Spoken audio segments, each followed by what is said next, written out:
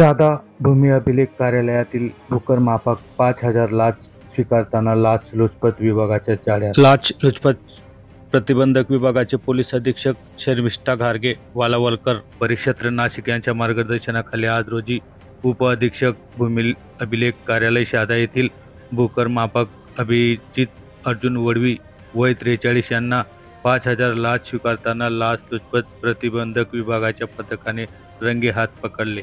सविस्तर वृत्त असे की तक्रारदार यांची मालकीची हिंगणी शिवारात तालुका शहादा येथील गट नंबर 17 ही शेतजमीन आहे।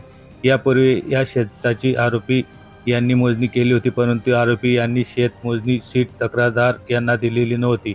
शेतीच्या मोजणी बाबतची सीट आरोपी यांच्याकडे मागितली असता आरोपी यांनी तक्रारदार यांना त्यांच्या शेत मोजणी सीट देण्याच्या मोबदला प्रथम 10,000 रुपये मागणी केली, परंतु तडजोडी अंती 5,000 रुपयाची मागणी केली असता आरोपी अभिजित अर्जुन वडवी यांना आज रोजी तक्रारदार यांच्याकडून 5,000 रुपये लाचेची रक्कम पंचाक्षम स्वीकारली असता लाचलुचपत प्रतिबंधक विभागा पथकाने सापळा रचत रंगेहात पकडले। याबाबत शहादा पोलीस स्टेशन येथे गुन्हा दाखल करण्यात आला आहे।